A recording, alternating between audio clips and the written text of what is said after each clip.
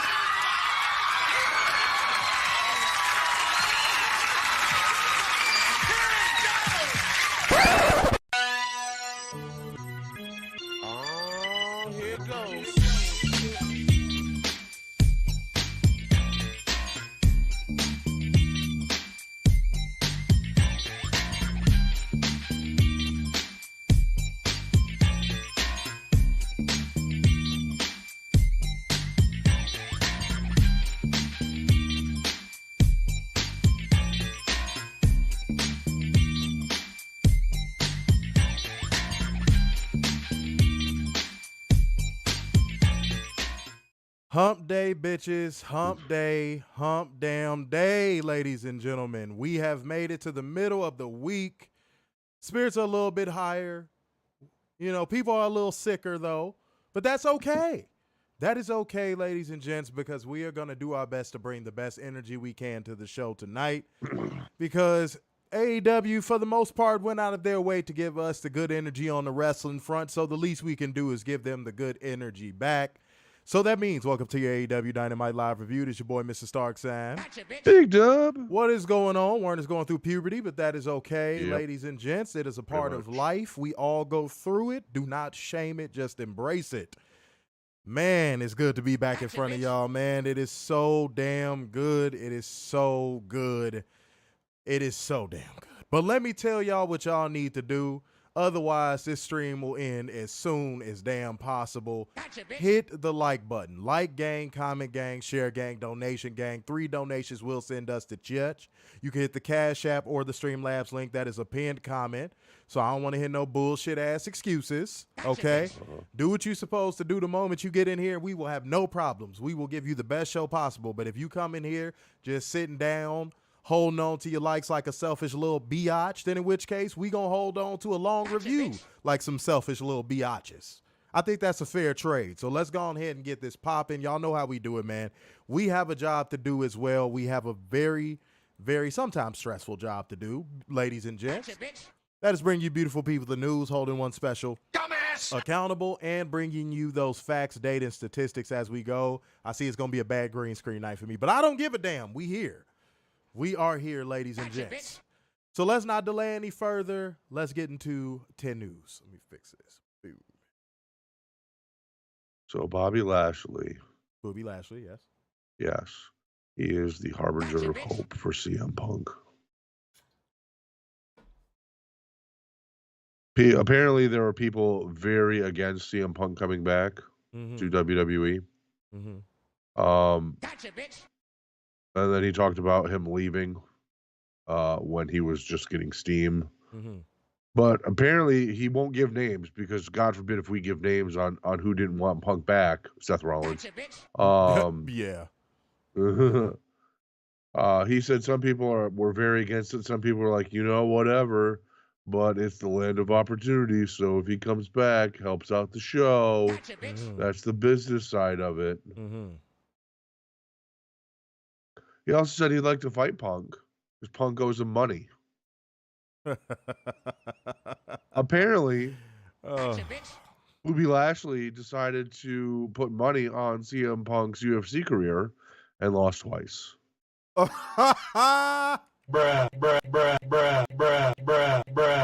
Gotcha, bitch. I didn't see that. The other stuff I saw, I didn't see that part. Bobby Lashley, what were you thinking, my good sir? What were you thinking? Look, I think CM Punk is a true Chicagoan to his core when it comes to how to deal with little weirdos like the Young Bucks, but come on, man. Look at the dude's physique. Did you think he actually was going to go to the UFC and win a fucking fight? Be real, Booby Lashley. Be fucking real. Come on, man. You fell for the hype, didn't you, huh? That's all right. Apparently. That's all right. That's all right. That is all right. Now, I want to address something around CM Punk as well, because, guys, already the magic, the gleam, the glisten, the gloss surrounding CM Punk's big return to WWE, and all of a sudden WWE fans love him, knows who he is, and has followed his career again. Yeah. Isn't drawing the ratings that every single WWE fan, drone, and Fed Walker said he would for. I saw, he was going to draw in the upper twos for the next 3 months. What happened? And I'm going to tell y'all what happened. I'm going to tell y'all what happened before we move on to drone accountability. I'm going to tell y'all what happened. Let's keep this simple. I know y'all learned the saying, keep it simple, stupid, when you were young. Let's keep this very simple. WWE will always find a way to cool somebody's momentum off and to never capitalize on hand-fed fucking momentum. Literally, they had momentum on a silver platter coming out of Survivor Series. Yep. They had headlines on a silver platter coming out of goddamn Survivor Series. And what did WWE do? They slapped the tray out of fucking Jeffrey the Butler's hand. And Werner, who's to blame for that? Triple H. Gotcha, bitch. Why on earth is Triple H not catching any heat? And I know there's going to be some people that's going to watch this and say, what are you talking about? I thought him getting killed for it on Twitter. No, he wasn't. I saw about 3-4 people that said that they fumbled the momentum of that, and all of those people were under our post. And we know why he fumbled it. Gotcha, bitch. Because Triple H is still a petty little bitch. I mean, I don't know if this was real or not. I didn't get the chance to verify it, but if it is real, you got Kevin Nash saying in interviews, not in interviews, on his podcast, that Triple H went out of his way to bury CM Punk. Something we already knew, but to hear it potentially confirmed, allegedly confirmed, that's kind of crazy. And it speaks volumes to the main person that WWE drones love to fucking praise and praise his creative and say how great of a wrestling mind he is, when this motherfucker buried someone's momentum just because they got under his little sensitive skin a little bit.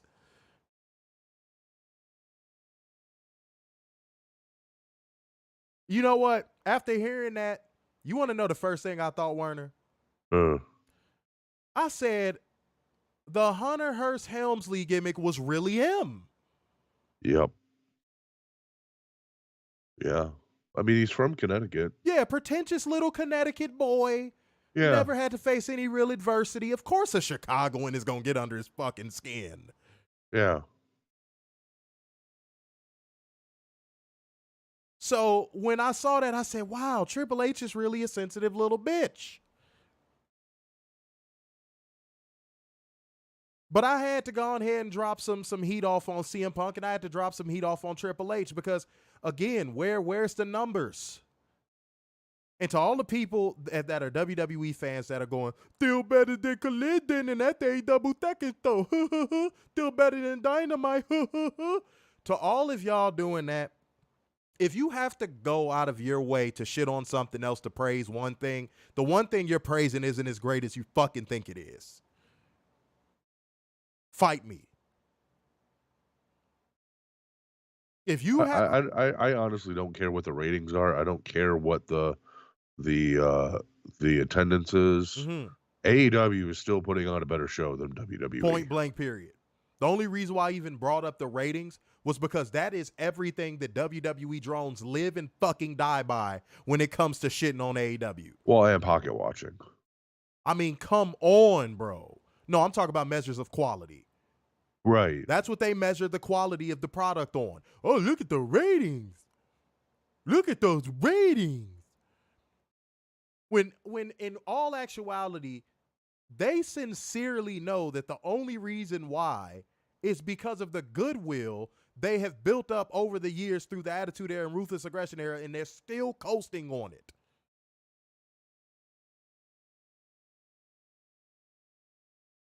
So let's stop. Let's stop.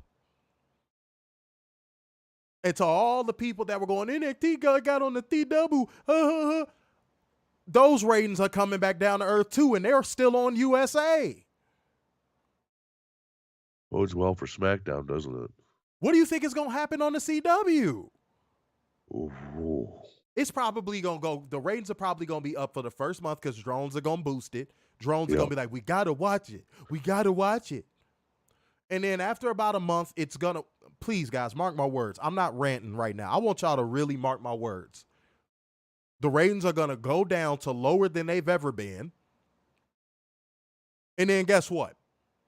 Oh, it's still they're going to move the goalpost. It's still beating Rampage. And we're going to be like, Lord.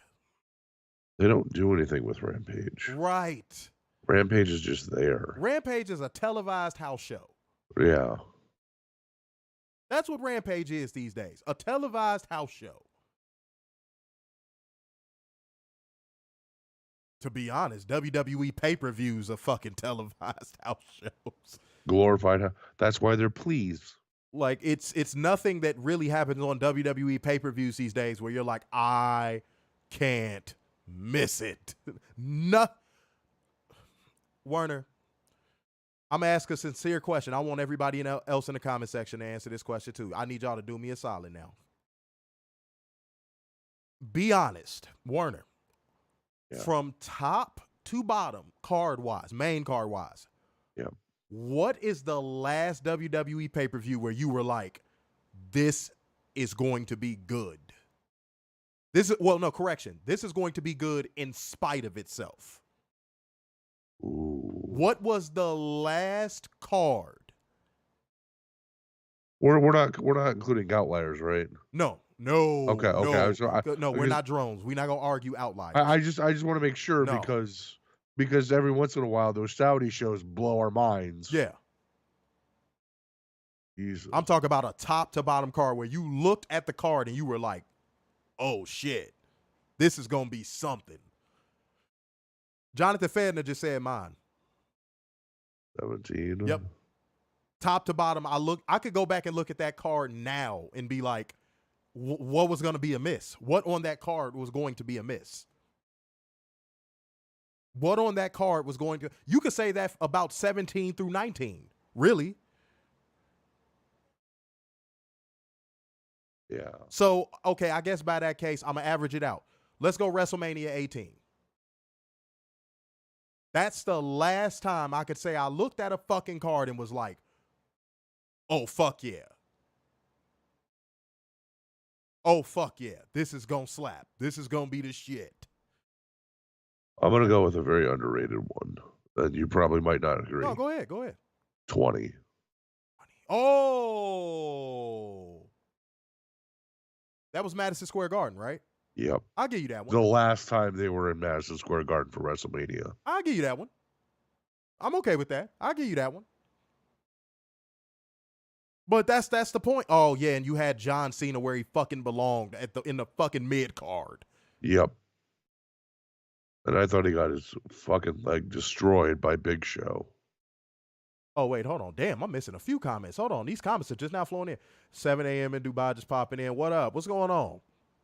Shouts out to everybody, man. Shouts out to all of y'all watching. I know Weekly Steel Chair is watching us at like 3 o'clock in the morning, too. So shouts out to you. Yeah. Shouts out to everybody. All our foreign peeps. Huh? All of our foreign peeps. Shouts out to y'all, man. Jonathan Fender said WrestleMania 17. Trevor said WrestleMania 21. 21 was overrated. 21 was overrated. 21 was way overrated. 22 was like destroyed by, I hate saying it this way, but 22 was destroyed by death. We were supposed to get Eddie Guerrero versus Shawn Michaels. We were like, it was a lot of stuff we were supposed to get on that card that we didn't get because Eddie passed. So yeah, it's a lot. Don't worry, his son's there now. it's a lot of stuff we were supposed to get on 18 if people would have signed. Yeah. If WWE was able to buy out some WCW contracts, WrestleMania 18 was going to be crazy. Have y'all seen the card that it was supposed to be for 18? Woo! Woohoo! Oh. Oh my God. Oh my God. Oh my God. Catherine said, if I had to watch a WWE pay-per-view, I would prefer watching NXT pay-per-view over any of the main roster ones. Yeah, but the NXT pay-per-views don't feel like they have any real stakes for real, though. No. Even in the black and gold era, it just didn't feel like this is going to lead to something that we're going to see on weekly television. No, and it's a flat 7. It won't go anything higher, and it won't go anything lower. Yeah. It'll be a flat 7. It just felt like a giant one-off, if that makes sense. I don't know. Miss Ma'am said WrestleMania 20 is my favorite WrestleMania of all time. Ooh. I wouldn't go all time, but yeah, I wouldn't either. But it's a good one. It's a good one. Yeah. Said the last great WWE year for me was 2007 all the way through. Yep, Randy Orton versus no. It was supposed to be Eddie Guerrero versus Shawn Michaels. That has somebody said SummerSlam 02, and I'm looking at that card. That card was boo-boo. Yeah, you got Spike Dudley beating Steven Richards, Kurt Angle beating Rey Mysterio in a submission match. That match was good, though. And it was only 9 minutes. But that match was good, dude. Yeah. Okay, wait, stop, Werner. Hold on, stop. That was a bad faith argument. Do you not remember how fast Rey Mysterio was? Well, back then, yeah. All he needed was 9 minutes. Pause. But then you had Rick versus Jericho. Which was I remember that. It was It wasn't that great. Edge versus Eddie. That was so good. Young Americans versus Booker T and Goldust.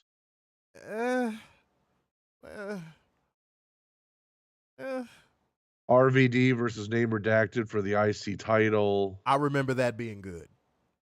Taker versus Test. I remember that kind of being slow. Shawn versus Hunter. That was one of the best matches of Triple H's career. Brock versus Dwayne. That match, okay, so guys, I just mentioned it a second ago. Matches that feel like they have stakes. That match felt like everything was on the line for Brock Lesnar. Yep. And I loved it. I remember my mom ordering that pay-per-view, and my friends across the hall from me had ordered the pay-per-view. We were running back and forth between each other's cribs, knocking on the door like, you see that shit? Like, yo, Rock Brock was, wow. The build-up, Rock doing business, it was just, oh, it was so good. It was so good. It's too bad you don't see that with today's superstars. You don't. And that's both companies. That's not just a WWE criticism. And yes, The Rock did make Brock, and that was something about The Rock that is better than most pro wrestling top stars over the history of pro wrestling. The Rock knew how to do fucking business. Nobody can take that away from him. The Rock knew how to do fucking business. There was times where Stone Cold didn't do business. There was times where Taker didn't do business, like with Sting. There was times where we know Shawn Michaels didn't do business. There was times where Brett didn't do fucking business. But I'll give Brett some slack. Even when Brett didn't want to do business, he made his opponent look good. Right. So I think Scott Hall and The Rock are like two guys that come to my mind immediately that when you're talking about guys that knew how to do good business, Gotcha, bitch. Those are the two guys I think of. And Ric Flair, I would say too. You know, and another thing with Scott Hall, nobody remembers his AWA run. No. His AWA run was legendary. I agree. 100%. He was a legend. Rest in peace to Scott Hall, man. Yeah. It feels like just yesterday he passed away. I saw something about him passing away, and I was like, God damn, dude, that feel like it just happened. But, you know, it's been some years now. Can you believe that, 10 months ago, Bray Wyatt was still alive? Yeah, it's unbelievable, bro. It's unbelievable. Wait, Week Still Chair says Scott Hall for Sean Waltman, truly great. Yeah, Scott Hall knew how to do business. I think Kevin Nash was a bad influence on him. Yeah. And I think that kind of rubbed off on, Shawn Michaels and eventually Triple H. It gave them egos. And I mean, very, very, very inflated egos, ladies and gentlemen. We know. We don't even got to fucking go into that. But, guys, speaking of things we don't want to go into, pause. This hurts. I feel my chest already starting to hurt. I'm starting to feel the acid reflux. Might be an ulcer. Who knows at this stage, ladies and gents? But if you motherfuckers know what's coming up and you know what portion of the show we about to drop off at your little ass classroom desk, put it in the comment section. But even if you bastards don't, I'm going to tell you anyway. It is time for us to hold one special. Dumbass! Accountable. It is time for drone accountability. Let go. So this is from Facebook. Okay. And I have to give context. Okay. This is from Wrestling World, from Mark Humphrey. This is the context. It is a picture of Dolph Ziggler and Shelton Benjamin. He says, and I quote, "These are pictures of the next to the word underrated in the dictionary. How the hell do you drop the ball on these two elite level athletes? It will always leave a little hole in my heart that Shelton never got his world title run and that Dolph was so underappreciated." To which Jacob Ward, also of Wrestling World, said, and I quote, "This is a ludicrous take. They actually both are overrated. They have get off my TV screen charisma and can't tell a story in the ring to save their lives. Nor did they ever get over to get any great degree. Mid-carders at best." Dumbass!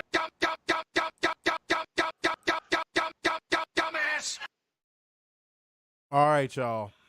I want to give a little bit of work. Let's go ahead and clock in real quick. That one is something. I'm gonna tell you why.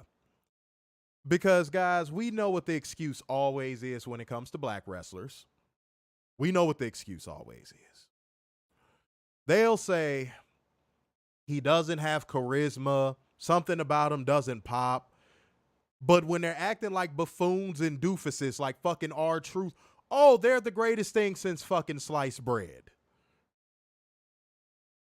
Black men cannot be presented as dominant monsters or dominant anything over white wrestlers. Now, to anybody that's going to run out on a soapbox and say, Booby Lashley, show me what Booby Lashley has been doing that has been prominent on television outside of his presentation. Facts. You could sit here and say, oh, but they put him on a podium and make him seem like a Greek god. What has he won? Since that little random ass title reign they gave him, because it was random, and it seemed like they only did it on a whim. What has he done? Shelton Benjamin, once he became the gold standard, showed he had the charisma. Then the excuse was, oh, well, you know, Vince can't push everybody. Guys, I was reading the forums back then. People ain't gonna fucking play with me. I was reading the forums back then. I was keeping my ear to the streets back then. Then it became, Vince can't push everybody. It's always a fucking excuse when it comes to black. It is always an excuse. And apparently the Vince is always an excuse too. Right. So when I hear that, it makes me want to fucking vomit. Because y'all never give those wrestlers a chance because of the color of they fucking skin. And in the moment it gets called out, somebody wants to be like, well, what about? Well, right on cue. Somebody said Booker T. Booker T is the biggest coon on planet fucking Earth. Booker T, and I hate saying this word in front of white people, forgive me. Booker T let Vince McMahon say nigga in front of him and didn't go across his fucking jaw. Booker T let Vince McMahon say nigga in front of him and didn't go across his fucking jaw. That's a bad person to fucking quote. That's like, okay, I'm assuming you're a white person. That is like dead ass saying, you know who's a model citizen of white people? Jeffrey Dahmer. You'd be like, no. That is the worst example you could fucking pull up. And guess what? During that King Booker shit, what was he acting like? A damn buffoon. You ain't gonna tell me what the... Are you for real? Kofi Kingston won it. What was he acting like? A damn pancake throwing buffoon. Y'all gotta cut that shit out. Y'all gotta cut that shit out, bro. Well, what about that person? No. I can easily, whatever person you say, whatever black wrestler you say, I can easily point to a gimmick where they had to be a buffoon first. R-Truth had to pretend he was talking to a little kid that wasn't even fucking there. Facts. And then all of a sudden, oh, Vince loved him. White people loved him.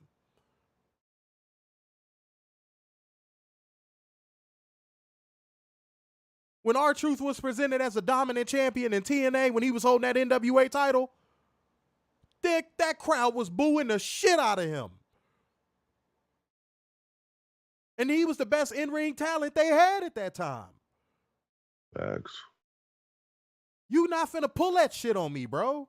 Whoever wants to argue that, I will make you look stupid. I will make you look dumb.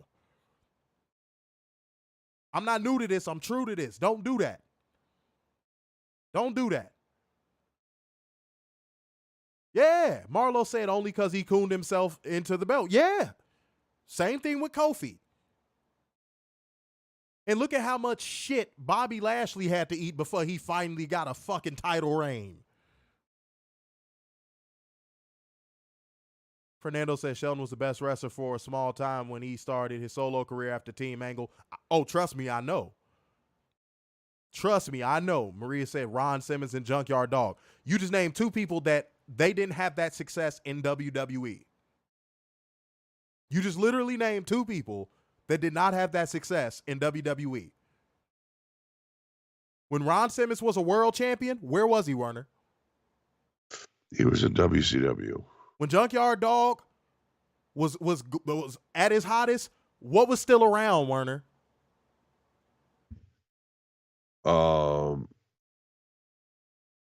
WCW. Well, no, the territories. Oh, yeah, the territories, yeah. The territories were still around. Y'all got, man, do better. Do fucking better. You got to be quicker than that. I'm sorry. That's something that I will argue until the fucking sun comes up. You know. When it comes to WWF, WWE, no black wrestler, unless they were presented like a dancer, a buffoon, a coon, or anything. And if one of y'all say Rocky Johnson. Rocky Johnson was in that ring jumping around and dancing and acting like a damn fool. Go look at the tapes.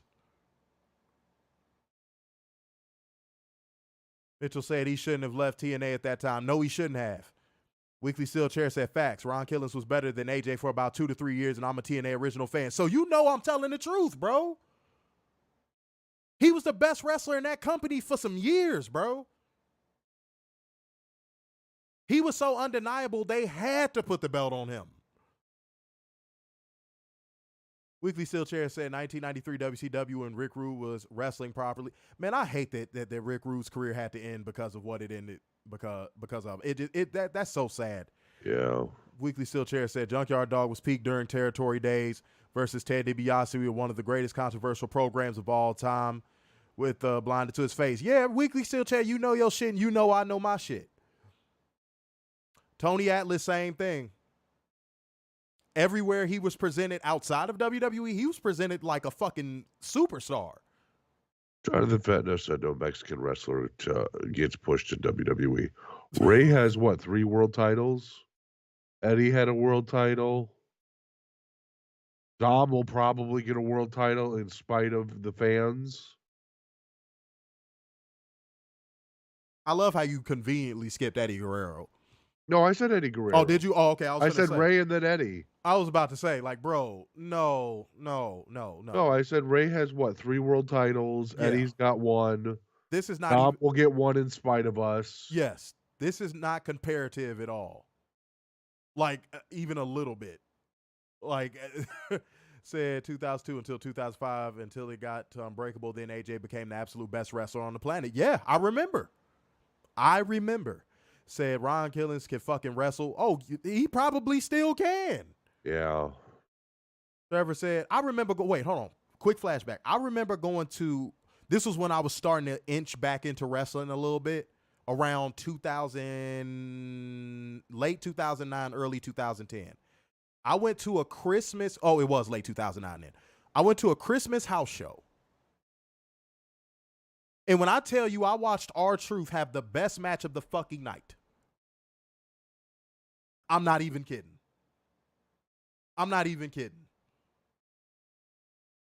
He went out there and he put on a fucking classic on a house show. And you want me to fuck y'all up with something? It was against the Big Show.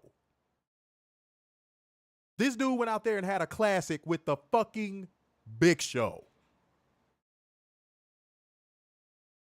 What does that tell you? Like, what does that tell you? Man, look. Said Sin Cara, Mystico was heavily pushed and then backfired. It backfired because WWE just spayed and neutered him. And he just could not adjust to that WWE style. You on mute. And look what he did in AEW, that one match. Yeah. Repaired his image just that quick. Maria said, what about Bad News Brown? Territory days. This man said, Dom doesn't deserve a world title at all. He's a bum and always will be. Yeah, Alberto Del Rio got a push. I mean, an instant push. Doesn't he have 2 titles too? 2 world titles? Yeah. Yeah. So Mexicans not getting pushed is a lie. Yeah, that's come on now. Jonathan Fenner said black wrestlers are only getting pushed in Impact Wrestling. I agree with that. Yeah. Said, here's a match I recommend, Ron Killings versus Ken Shamrock from NWA TNA weekly pay-per-view days. That title-winning performance was unbelievable. I remember that as well. Yes. Go watch that match. That match was definitely a cheat code. Great match. Go watch that match for sure. Please do.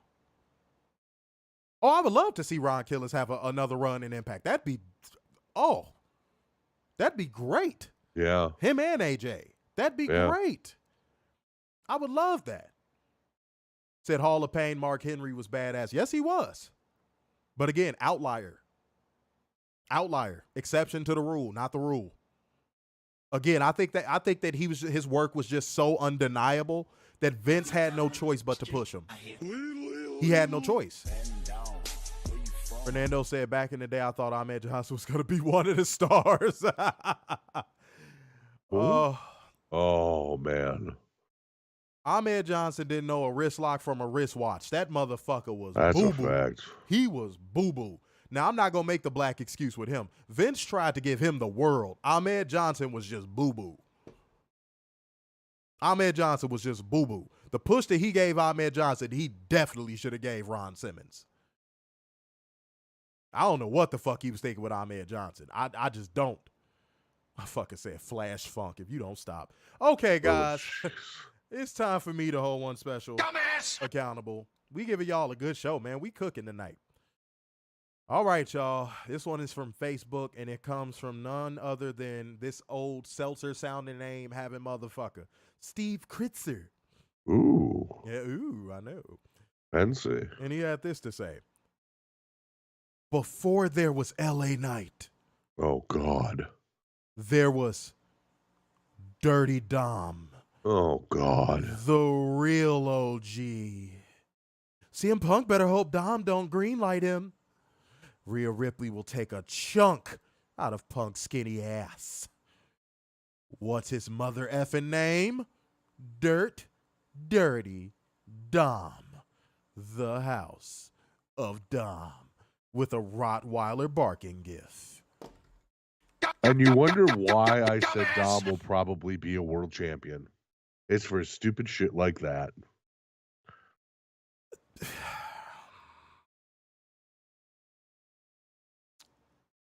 Now that I've had the weekend and we missed Monday, I can actually give a comment on Dominic Mysterio. Because I wanted to say something about him on Friday's show. But guys, I was so burnt out And again, my apologies for that, y'all.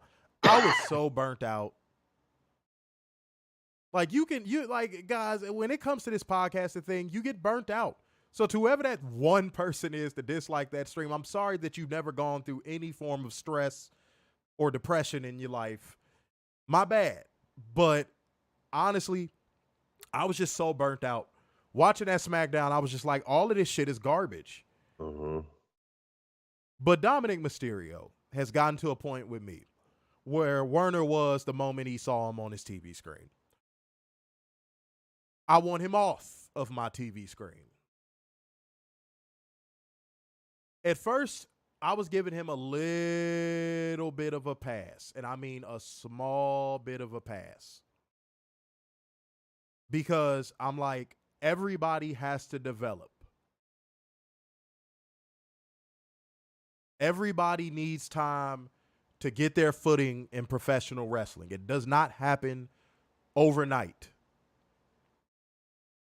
And I even liked the WrestleMania match with him and his dad. I liked it. I was there. I liked it. I thought the story was good, and I thought the execution and the finish of the story was good. I did. I'm not going to lie to y'all like that.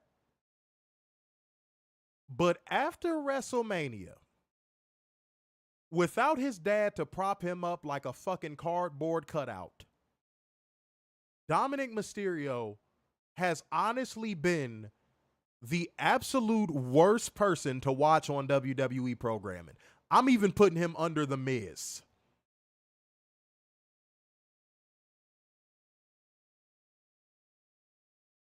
Like, you want to talk about somebody that, in my opinion, has zero talent whatsoever and is only continuing to get booked because of who his father is and because this motherfucker gets go away heat?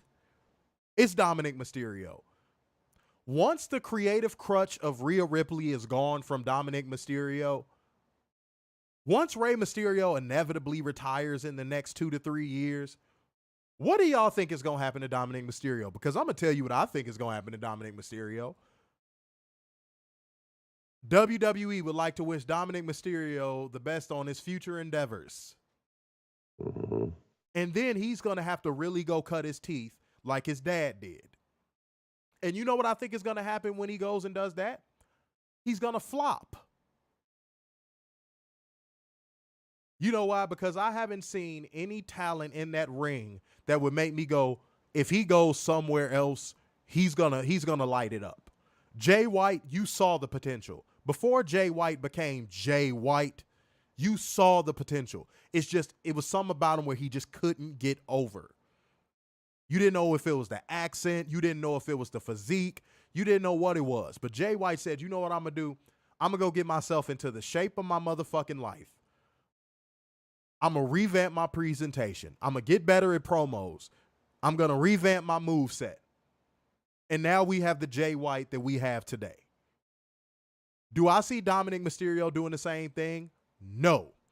You know why? I don't think he feels compelled to because of who his dad is.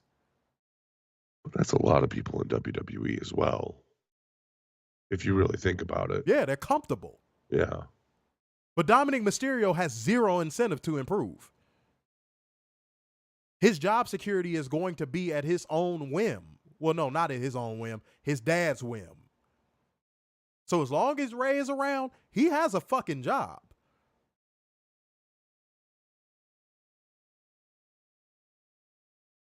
But I'm telling you right now, Dominic Mysterio has zero fucking talent. And once all of his creative crutches are gone, you will see that. WWE fans, I'm speaking straight to those fans on Twitter that all day is like, Dominic Mysterio the best. He's the best heel in pro wrestling. He so good. And Shawn Michaels saying that stupid ass shit. He's the MVP of WWE. And as I said on that 14-minute review where, again, I was burnt out, I still found a way to get it out my system, and I said it. If I'm in WWE and I hear Shawn Michaels say Dominic Mysterio is the MVP of WWE, I would be like, I'm going home. Yeah. I'm going to wait out my contract. That's an insult. And you want to know who that's an insult to more than anything? Those wrestlers that deserve pushes but haven't gotten them for whatever reason, like a Shinsuke, like an AJ Styles, like people that haven't gotten the pushes that they rightfully deserve consistently, because I know people go think, AJ Styles won championship. That was like 2016. AJ really hasn't done anything since the Boneyard match. Let's be real. So all the people that deserve better creative, I would feel so insulted right now. I'd be like, are you fucking for real? This fucking geek, you're calling him the MVP of WWE? That's a joke.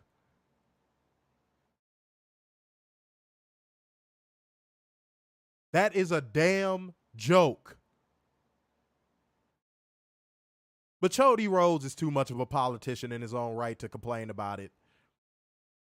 But I feel like if Cody Rhodes had like a little bit, and I mean just a little bit more of an ego, he would have been like, fuck this shit, I'm out. Fuck this shit, I'm out. Fuck this shit, I'm out. I do. But Cody Rhodes is a very, he's a happy to be there politician. He's like, I'm in office. I got my comfy chair. I got my assistant. I'm good. But if y'all agree or disagree, let me know right now. But Dominic Mysterio, he has nothing to prove, and I don't mean that in a good way. I mean that in a way of that his whole career is going to be predicated on being Rey Mysterio's son, and that's going to be. And I feel bad for when he finally does get released from WWE. I feel bad for all of those indie promoters that are going to feel inclined to give him their like top belt just because of his last name. Yeah. Or paying him that top dollar because of his last name. Yeah. Because he does not deserve it. Dominic Mysterio's a fucking bum. I said it. So if you're a Dominic Mysterio fan, sorry, not sorry. Dominic Mysterio's a fucking bum. And I stand on that. And I've been meaning to say that for a while now. All right, let me see. Say he's the MVP, most venerable puto. I'm dead. That's funny. Then Mitchell said, has he been on TV, AJ? Oh, well, he was recovered from an injury or something, but like I think he's healthy and good to go now. And have we seen him? No. And even then, what are they going to do? Weekly Steel Chair, they said that like a month and a half ago. Said AJ is back this week, apparently, according to Wrestling Observer newsletter and PW Insider. Didn't they say that shit like a month and a half ago? Yeah. That was reported like a month and a half ago. I guarantee you, if I go scroll down our page, I will find a report that literally states that same thing from like a month ago. Fernando said, I think the clique is just trolling us because not only did Shawn Michaels say Dom is MVP, Kevin Nash said Seth was Macho Man. I saw the Kevin Nash thing and I said that's a joke too. That was a joke. But I feel like Kevin Nash has more incentive to troll than Shawn Michaels does. Mm-hmm. Said, who do I think is MVP of WWE? Nobody. No, there's nobody in WWE. No one has stepped up to the point of where they've made the product must-see TV. When I think of an MVP, that's who I think of.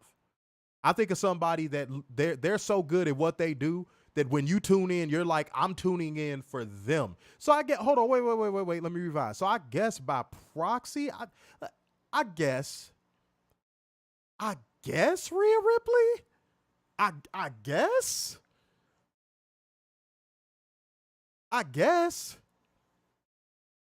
If we're talking about somebody who gets a ton of social media engagement and gets talked about quite a bit, I'd say Rhea Ripley. As shit as her title reign has been, I'd probably say Rhea Ripley. And it's a shame that her title reign has been shit. It really has. Yeah. Straight up. Hold on, let me see what we got. Yeah, AJ should go back to TNA in 2024. I agree. Now that especially considering they've rebranded again. Right. I just think it's a match made in heaven now. I really do. Sign a little short-term deal, work some programs there with some of your old buddies. Right. Maybe go to AEW for a little cup of tea. Go, where you can work New Japan again.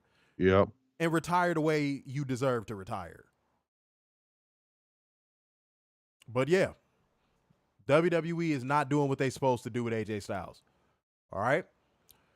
Okay, y'all. Well, we've talked enough. We gave y'all some good work right there because I got to get going in a second. I have to be up super early tomorrow. But it's time to light the fuse, bring the boom. Dynamite. That's right, Werner. Werner's a little sick, y'all. That's why he sounds like that. So if y'all are like, why does he sound like he's 3 steps from the grave? That is why. That is why, ladies and gentlemen, okay? All right, let's get into it. This show kicked off with Jon Moxley, who has 6 points, and the Gold Team rules. Fuck the blue team. Oh my God. That's right. And I mean, think about the blue team. That is, I mean, outside of Bryan Danielson and Claudio, that is a shit bracket. It really is, though. He ain't lying, y'all. It really is, though. Straight up. But yeah, Jon Moxley, who has 6 points, and Rush, who has 3 in a Gold Team rules match. All right, y'all. I'm going to be honest. This was one of those nights for AEW. This was a cheat code. There's no way around it. To all the people that are new to our show, a cheat code is just a phenomenal match. Mm-hmm. We recommend you just go watch it. Yep. We'll give the result, but we want y'all to see the in-betweens and everything. It was a physical match, but you know what I liked about this match being so physical? It was the first time I've seen Rush in the ring with somebody where it felt like the physicality was welcomed. Mm-hmm. Moxley was rolling with the punches. Moxley was like, give me everything you fucking got, bitch. Every other wrestler that gets in the ring with him, they just look like, owie, ow, ow, owie. No, Rush, that's too hard. No. Am I lying? Andrade. You said what? Andrade, too. Yeah. Am I the only one that noticed that? Every person that seems to get in the ring with Rush, they like, a little slower. But Moxley was like, give it, let's go. Let's do it. We're looking at you, Daniel Garcia. Daniel Garcia is another one of those guys in that Dominic Mysterio category for me. What is the draw, dude? He sucks on the fucking mic. His gimmick is a stupid fucking dance. And he is the most overrated in-ring wrestler in pro wrestling today next to Eddie fucking Kingston. Thanks. But let me go towards the end of this match, and now I'm going to give the results, y'all. We had Boots in the corner, and then Jon Moxley popped up with a big lariat. Then he hit the Death Rider, but Rush does not ride with death tonight. It's fucking Rush. And then a sleeper hold was applied so Werner could go to sleep with Rush. It's fucking Rush. But Jon Moxley won by referee stoppage with the sleeper hold, getting 3 more of them pit-oints, ladies and gentlemen. And I thought it was a cheat code. Great match between these two guys. Any thoughts on this match? It was a very good match. I even messaged you saying this is a cheat code because the physicality was there. Yes, it was. And you know what? In the beginning of AEW, the physicality was there, and then it kind of just disappeared. Yeah. So I would like to see this more from other wrestlers. Maybe not getting their feelings and actually take a hit. Mm-hmm. This wrestling is supposed to be violent. That was an underrated aspect of this match too, Weekly Steel Chair. That's a good shout. Said the transitions between moves in this match was excellent. Yes, it was. Yes, it was. And do you know why? It was because Moxley wasn't afraid to get fucking hit. Right. You notice opponents have to slow down for Rush most of the time because they're like, oh, he's about to hit me. Owie, stop the forearms. No.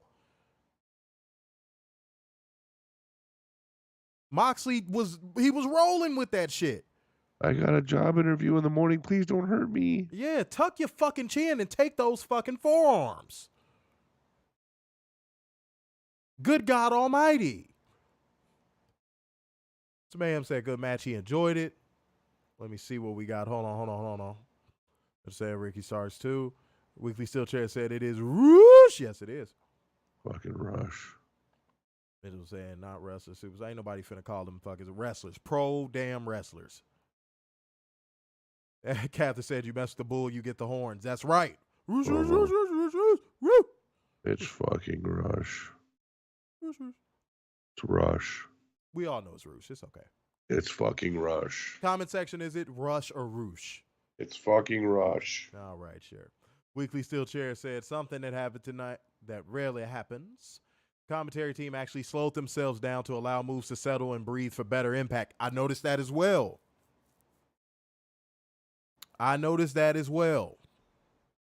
Shouts out to that.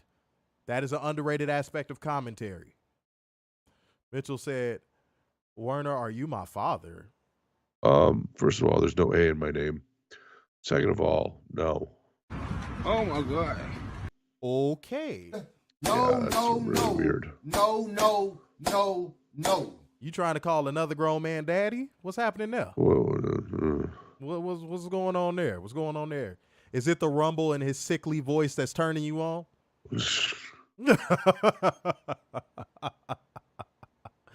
That's right.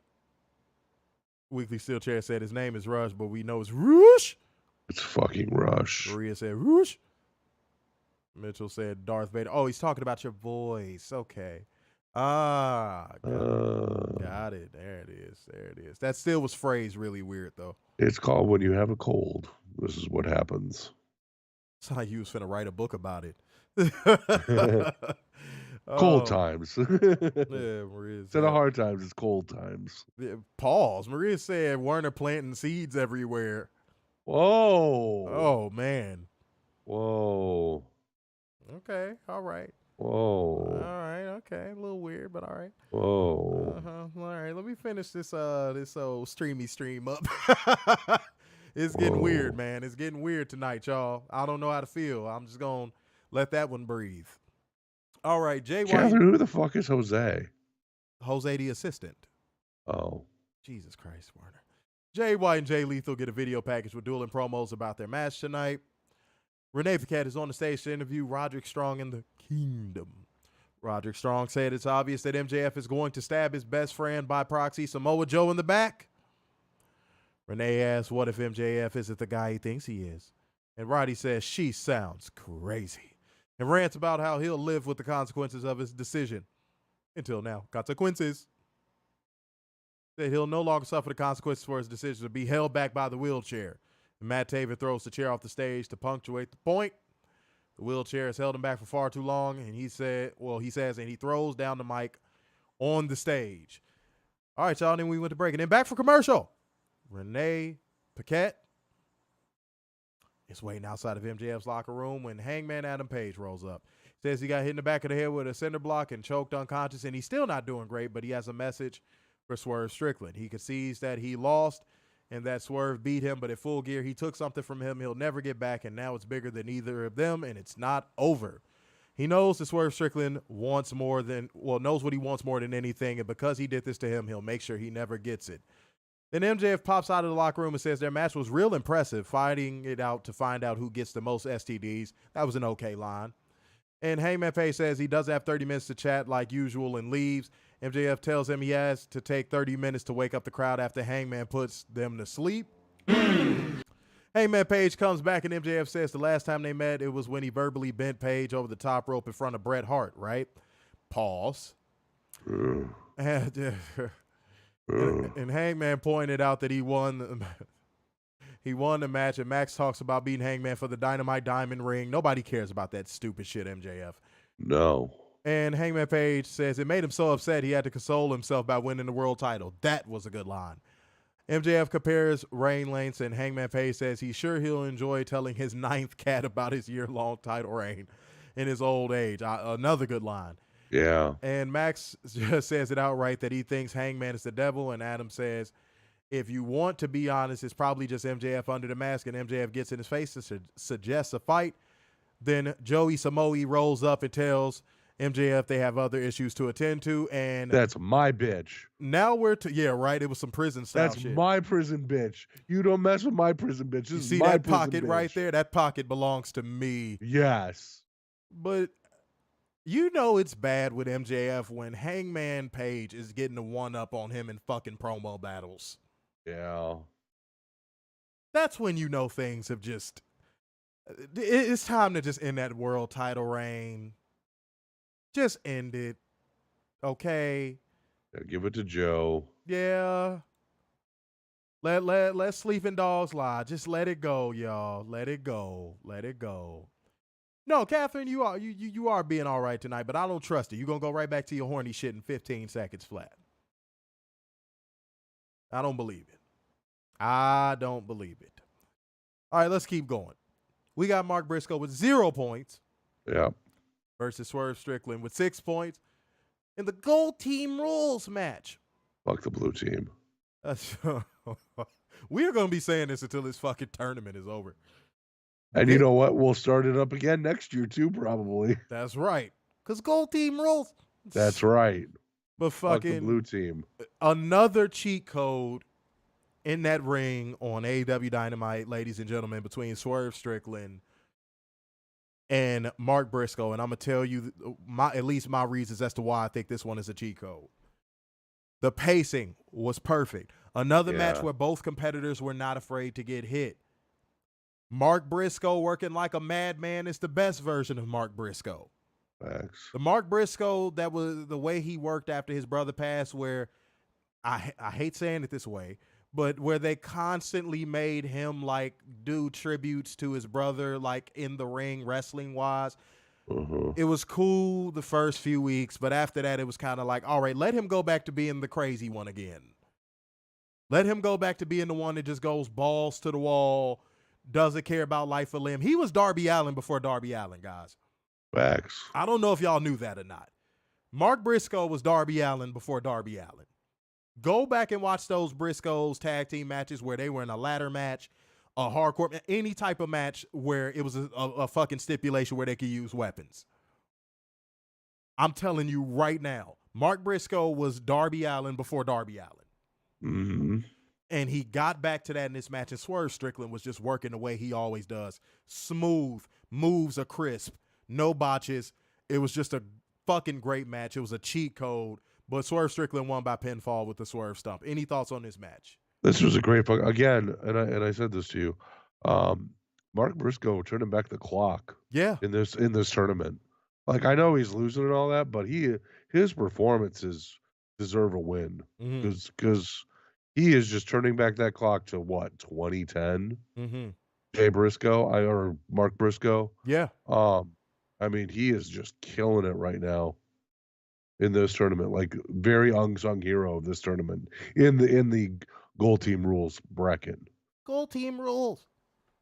Oh shit! Hold on. Wait a goddamn minute. Arifthal Patel said, Tim one smackaroo and said, "Fuck the blue team and fuck Shotgun Smart." From JD from NY. Yeah, but oh man, yes. Hell the fuck yeah. That is over. I will tell you that right now. That is over. I like that. But y'all, that is just the first donation, man. Y'all need to hit the Cash App, like gang, comment gang, share gang, donation gang. What are we talking about, man? Come through for us, y'all. What are y'all doing? Y'all like, oh, y'all better just be happy with our present. Fuck no. Oh. Hell no. Y'all got a job to do as well. We not doing that. Weekly Still Chair said, give Briscoe either the Ring of Honor World title or TV title. He deserves it. Well, you know, give him something. I kind of hope Ethan Page wins the TV title because he needs something to do. Yeah. They're wasting him. They really They're are. wasting him big time. Lots of talent there. Said, I saw Swerve on Friday at House of Glory. He was so good in the ring. Elmer said, all I know, Swerve better hold the belt soon or fuck AEW. I agree with that. I agree. I completely agree with that. It's long overdue now at this point. He should definitely be holding the belt. I do not disagree with that statement. Although I do love, I would love to see this become a thing. Swerve on social media, just going to random NFL stadiums and everyone saying who's like the PA announcer going, whose house? And just Swerve just dead-eyeing it the entire time. And then right after they fucking say it out loud, they just put up the shit on the screen. I can be Agent M. No, I'm playing. Yeah, right. That isn't what you promised me. But fucking shouts out to Marlo for the 5 schmackaroos on the Cash App. Bang. There we go. Bang. Bang. Thank you. Much appreciated. Keep it flowing. One more donation will send us to church. It's been a long time since we've been delivered. Yeah. Right, so you know what I'm saying? Let's keep it going. Let's keep the good times rolling. Shouts out to everybody who was in here. Take the opportunity to hit the like button. If you are watching on Twitter, retweet. You know what I'm saying? Subscribe if you haven't already. Go watch those interviews, man. Go watch the new interviews on the interview series with Mickie James and Victoria, Sam LaTurna, you know what I'm saying, Billy Starks. Go watch those interviews right now. Run up the numbers. I know I promised y'all Spider-Man 2 gameplay. That is still coming. You know what I'm saying? This has been a very busy fucking week, and it's still going to be a very busy fucking week. So we'll see where I'm at on time with that one. Adienka, I'm going to fuck up that last name, but came through with the 1 schmackaroo, said, I don't trust AEW to put the belt on Swerve. Take the dildo out of your ass, Tony Khan. Well, you know what? We got to get saved because that was a little, you know, explicit. All right. So we got to go on ahead and get saved for a second, y'all. Y'all gonna get sick of me going to this one. I don't care. I really don't care, man. Danny in Florida. Let's go to Danny in Florida. Hi, Danny. Hi.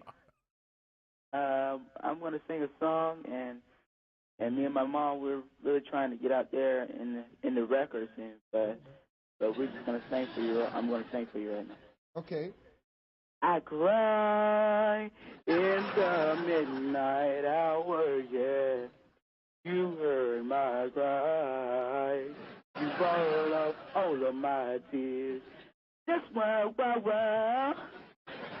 I'm still loving you, oh Lord, yeah. Oh, yeah. That was good. That was excellent. I was excellent. You know,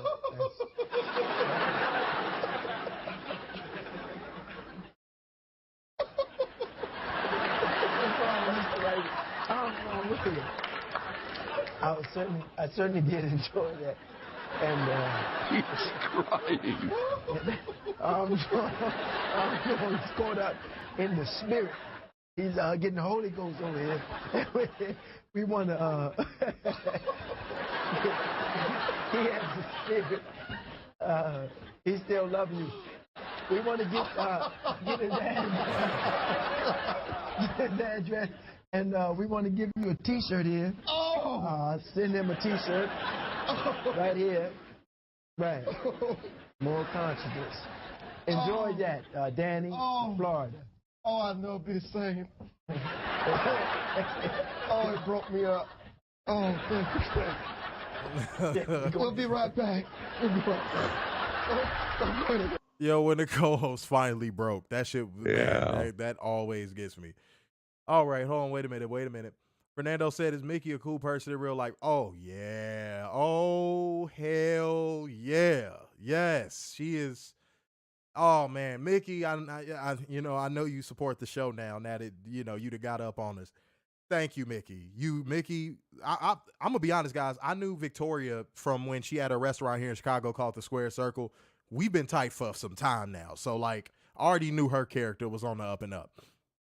But y'all, Mickie James, man, that's a little firecracker, boy. That's a little firecracker, I like that. Oh, shit. Hold on. It is looking like we might be going right back to church. Rumpelmane came through with the 1 schmackaroo and said Toni Storm beat. Okay. All right. So somebody's got a foot fetish. I feel like that deserves this. Yeah. I'm not gay no more. I am delivered. I don't like men no more. I said I like women. Women. I said women. I'm not gay. I would not date a man. I would not carry a purse. I would not put on makeup. I will love a woman. Now listen, what he said, well, I never noticed that. That's fucking hilarious. Wow, we've been playing that for a long time, but I've never noticed that. Yeah, Well, oh man, shouts out to y'all, man. If y'all want to keep seeing these churches, keep the donations coming, man. Shouts out to y'all. Weekly Steel Chair showing some love, saying the Black Dahlia interview and the Mickey James Victoria interviews were perfect. I enjoyed both. Watch them twice each. Thank you. Oh. Bang, bang, bang. Thank you. Thank you. Thank you. Yeah, go run up the numbers on those, y'all. You know, go run them up. It's a lot of fun to do those.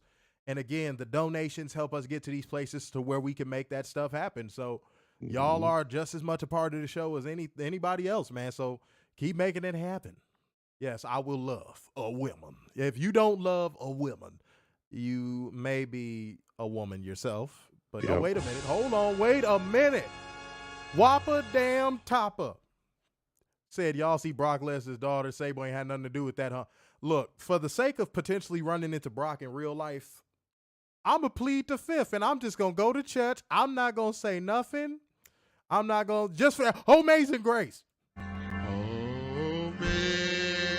Amazing Grace, how sweet the sound. Oh, Yahweh,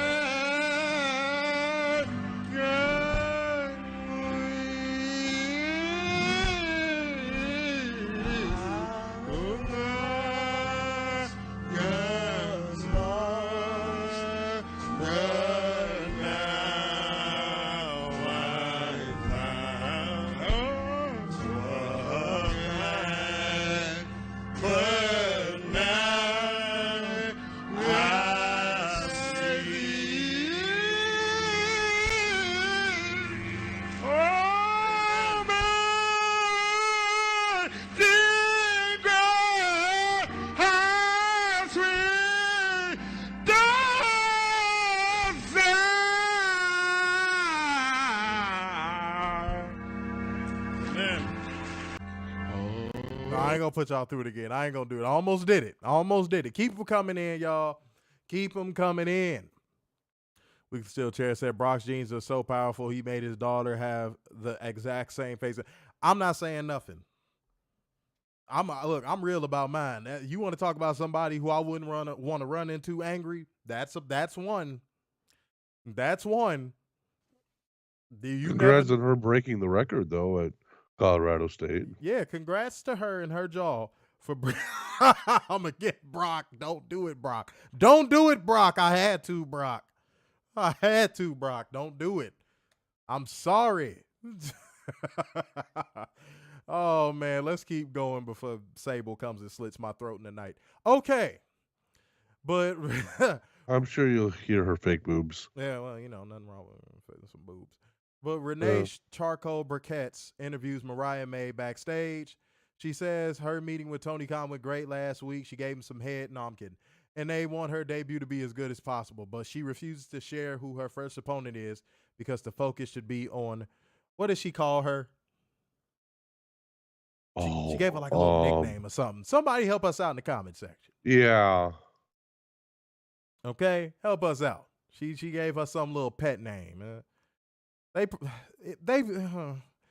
might be. What if they was? It's gonna sound a little horny. I don't care. What if they was fucking on the side? I'm just saying. It's a possibility. I'm like, goddamn, you dirty bitch, you dirty bitch, you dirty bitch. Yeah, Tony Booty is bisexual. It was just intrusive thoughts, ladies and gentlemen. I'm sure Juice Robinson wouldn't mind. But I'm like, goddamn, you dirty bitch, you dirty bitch, you dirty bitch. Y'all trying to get me in trouble, man. I'm gonna leave this one alone, man. I'm opting out. I'm opting out. All right. Oh, you said Sable isn't her mother? Well, then either way it go, it don't matter about Sable. It's just she still look like Brock. Shit. Let me do this. Boom. Cool. Let's keep going, y'all. All right. But yeah, after Renee Charcoal Burkett's interview, Mariah May, Samoa Joe makes his entrance and finds himself surrounded by the Devil's Men. The lights go out. When they come back up, Joe's alone and the Devil appears briefly on the Tron. Before we cut to MJF laid out and unconscious backstage. Then Joey Samoa rushes to the back, and we go to commercial break. Yep. Wait, it said as long as Kyle Fletcher is happy letting Skye Booty get rented, that's what counts. Stop it, y'all. I'm like, goddamn, you dirty bitch, you dirty bitch, you dirty bitch. Got that out. Maria says she does look like she plays on both times. Yeah, well,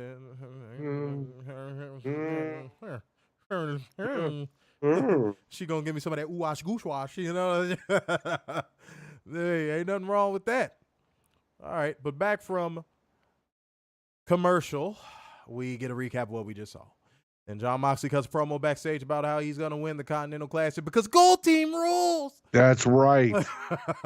Fuck the blue team. But Swerve Strickland rolls up and says he's going to do whatever it takes to win no matter who's in his way. And Prince Nana laughs about it. And John says that's good because he'll do the same when they meet next week. Then Ben, whatever his last name is, gets a cutaway to introduce Toni Booty, talking about how she encapsulates the trial and tribulation of being a woman in pro wrestling, and tonight may be her greatest role of all. And Skye Booty and Toni Booty would go on to have a pretty decent match. It was a little bit short, but it was a decent match. Skye Booty might have gotten this opportunity a little too soon, considering she just lost the TBS title opportunity. Like it just seemed a little bit forced and rushed in that regard, booking wise. But what can you do? Skye Booty's still young; she'll get more opportunities. Yep. But yeah, this was for the AEW Women's World Championship, and Toni Booty won by pinfall with the Sunset Flip, retaining the AEW Women's World Championship. Post-match, the world's skinniest woman, Riho, makes her entrance and confronts Toni Booty, blasted her with the drop kick to make her challenge. Off the ropes, Luther carries Toni Booty away, and we go to Kit Kat break. Back from commercial, we get a video package for Adam Copeland versus Christian Cage. Then we get Jay Lethal with 0 points. Yep. Going against Jay Whitty with 3 points. Wait a minute, hold on. Mamadou and Daye came through with Lord, the Toni Booty. Can Juice fight? I'll leave that for you to find out, you know what I'm saying? But y'all know what this means. We going right back there, y'all. We going to church. I feel like I need some anointing. Oh, the anointing. Jesus Christ himself wore this blazer. Man, whatever, man. Help me pick this dude up. Jesus ain't wearing no contemporary blazer. You heathens! Take the anointing. Feel every piece of the anointing here. Pass out the anointing. Hey, would that be snatched out? Hey, don't push me. The anointing. Oh, young man. Come here, back. Oh, hit me with that anointing. None of you can stop the anointing. Take it. For the record, with this tournament, it's the only way you could get Werner to say "fuck the blue." By the way, yeah, that's the only time. Yeah, but this only time. But this Jay Lethal, Jay White, Gold Team Rules match. Yep. Ended with Jay White winning by pinfall with the victory roll, earning 3 points. The crowd was so insufferable during this fucking match, y'all. What's up with all the fucking singing tonight? Oh my God! When did Canada become the UK? Let's go, Jay. Let's go, Jay. Get it? Because there's 2 J's in the ring. I'm like, oh my God, fuck off. The crowd was getting on my fucking nerves in this match. Yeah. But overall, I liked Jay White's performance in this match. Jay Lethal has gone right back to his boring ass style. He is not turning back the clock anymore. He had a couple good matches in his Gold Team Rules. Yep. But, yeah, he's right back to where he was. And, yeah, Jay White had to carry his bum ass. But what are your thoughts on this match? Again, I like the fact that Jay White doesn't need 900 people down surrounding the ring. I like the fact that he's actually somewhat trying in these matches.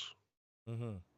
But he's just overmatched with Jay White. Jay White's a million times better wrestler than Jay Lethal. Yeah, he's on a different level. Yeah, different level. So the way the match went, I'm not surprised. He should be mathematically eliminated next week. Well, if that's the case, that would be no big loss. No big loss. I don't like kickouts of finishers either. I don't mind it in a pay-per-view match. I do not mind it in a pay-per-view match, but it should be no more than 2 times. I still think a top rope move should end the match. Same. I come from the superplex finish in a match era. Yeah. So yeah, it's a little weird to me. It's a little weird. I won't lie. All right, y'all. Let's go to the main event of the evening. Adam Copeland versus Christian Cage for the TNT title. Y'all, this match was a little bit slower because they have to work that pace. You know, it seems like Adam Copeland is still getting his sea legs to having in-ring freedom again. Yep. And they had to kind of go to protecting him with the end of this match because Nick Wayne's mom, who Werner wants to fuck. Yes, I do. Comes to ringside and hits Adam Copeland with the belt, and she's with Christian. Christian Cage picks him up, kill switch connects, and then Bryce Remsburg, he sold that shit like garbage, though. The way he jumped over to count that pin, I was like, what the fuck are you doing, you bald dumbass? I did not like the way Bryce Remsburg jumped up like a fucking flopping fish out of water to count that pin. Yeah. That pissed me off. If you are going to sell, you better crawl over to that fucking pin. He literally jumped. Go back and watch it, y'all. He literally fucking jumped. He literally jumped into the screen. I was like, what the fuck is he doing? But Christian Cage won by pinfall with the kill switch, retaining the AEW TNT title.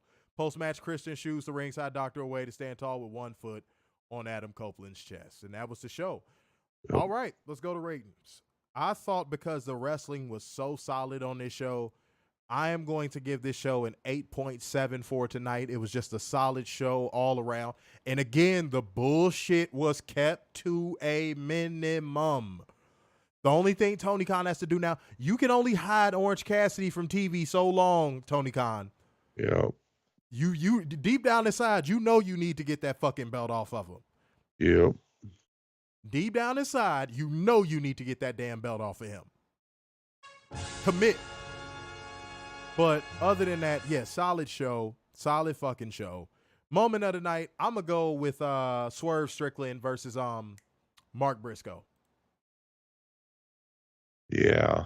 I'm actually going to go with 9 because there was, minimal bullshit on this show. Very minimal. I thought this was a very good show, very good wrestling. I'm actually going to go Moxley versus Rush as the moment of the night. It's fucking Rush. Oh, God. Miss Badussi. I don't think you want to be known as Miss Badussi, but I get what you're saying.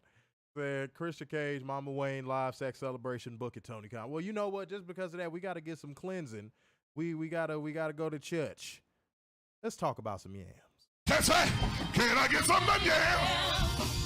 Sweet yam, show me the way. I got this. One more time. Come on, y'all love it.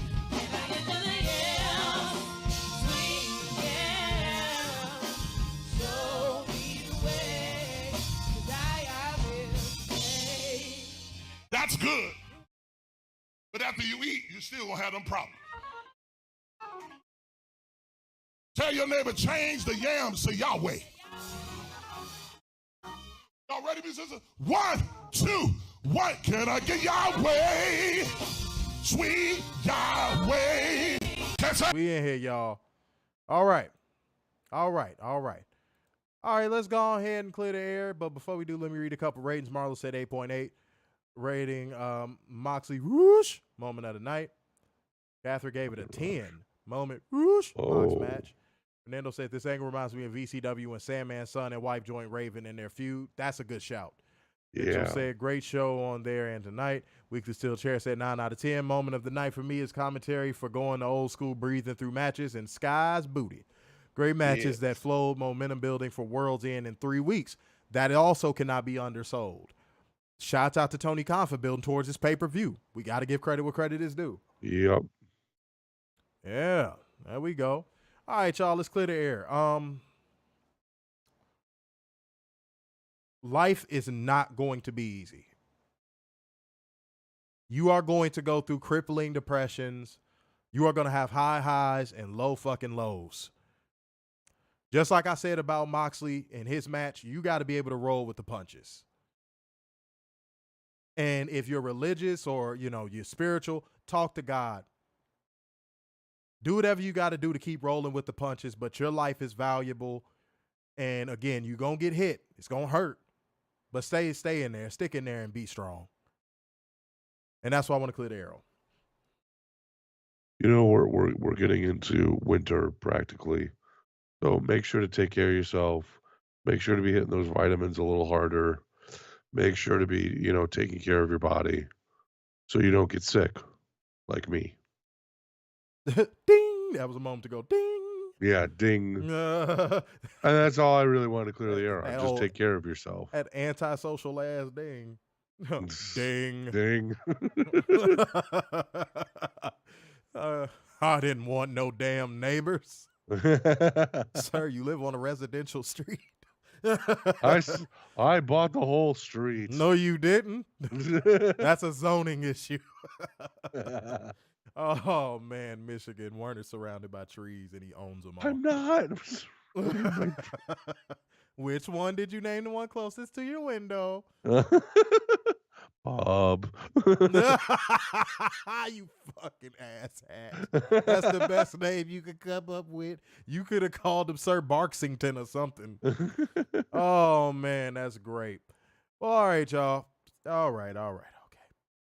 About that time. So, therefore, going once, going twice, and so to the man with the braids in his hair. So, signing off yet again. It's the epitome of black excellence, the king of dimes, and just your boy, Mr. Starks, and the beacon of worldwide, the messiah of semi-cute sixes, and the internal pessimist, Big Dub. Peace out, y'all. See you Friday.